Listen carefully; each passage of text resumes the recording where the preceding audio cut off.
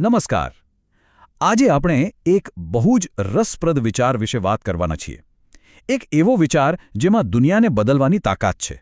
વિચારો, એવી જાહેરાત જે કશું વેચવા નથી માંગતી પણ કંઈક બદલવા માંગે છે. તો ચાલો આ વાતને જરા ઊંડાણથી સમજીએ અને શરૂઆત જ એક સવાલથી કરીએ કે જાહેરાતનો મૂળ હેતુ શું છે? જરા વિચારો, કોઈ કશું વેચવાની કોશિશ નથી કરી રહ્યું, છતાં પણ એક મોટો બદલાવ આવે છે. જેમ કે અહીંયા આપણે જોઈ શકીએ છીએ. ક્યારેક કોઈ ખરાબ અનુભવ થાય કે પછી આપણે કંઈક એવું જોઈએ જે આપણને હચમચાવી દે તો આપણે આપણી આદતો બદલવા મજબૂર થઈ જઈએ છીએ. અને આ જે બદલાવ છે ને એ કોઈના કહેવાથી નહીં પણ આપણી અંદરથી આવે છે. અને બસ આપણા વર્તનમાં આવતો આ જે કુદરતી ફેરફાર છે ને એ જ એક બહુ જ પાવરફુલ માર્કેટિંગ સ્ટ્રેટેજીનો પાયો છે. પણ યાદ રાખજો, આ કોઈ વસ્તુ વેચવા માટે નથી, આ તો છે વિચાર બદલવા માટે. ચાલો આવું જ એક બીજું ઉદાહરણ જોઈએ. માની લો કે કોઈ એક એવા વ્યક્તિ છે જેનો આપણે ખૂબ આદર કરીએ છીએ, કોઈ મેન્ટોર કે ગુરુ. એ આપણને કોઈ સલાહ આપે અને આપણે એ માનીને આપણી વર્ષો જૂની આદત બદલી નાખીએ. અહીં પણ જુઓ, કોઈ પ્રોડક્ટ વેચાઈ નથી.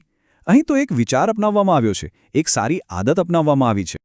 તો સવાલ એ છે કે આ આખા વિચારને એક પ્રોપર નામ શું અપાયું છે?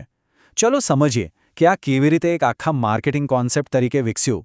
અને જુઓ, આ વિચાર કંઈ ખાલી પર્સનલ લેવલ પર સીમિત નથી.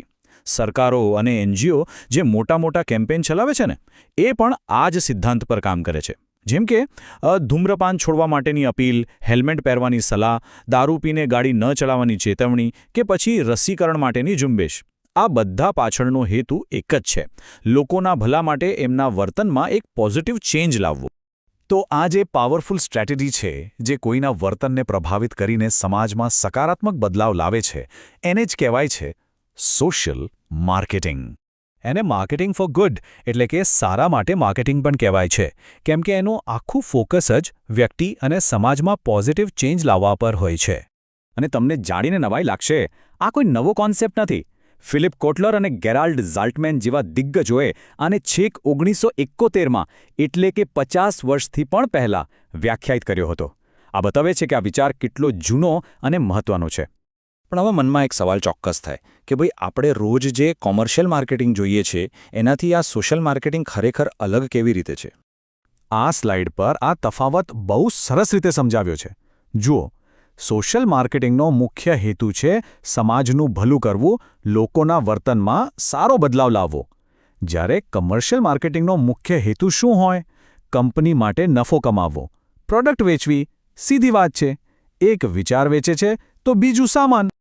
તો ચાલો હવે આ શક્તિશાળી વિચારના કેટલાક એવા રિયલ લાઈફ ઉદાહરણો જોઈએ જે આપણા બધાના જીવનનો ક્યાંક ને ક્યાંક ભાગ રહ્યા છે.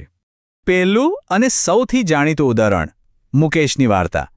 સિનેમા હોલમાં ફિલ્મ શરૂ થતાં પહેલાં આવતી એ તમાકુ વિરોધી ચેતવણી કોણ ભૂલી શકે?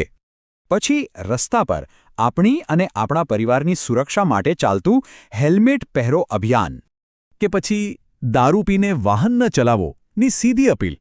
આ બધા જ કેમ્પેઇનનો હેતુ એક જ છે: કોઈ એક ચોક્કસ નુકસાનકારક આદતને બદલવી.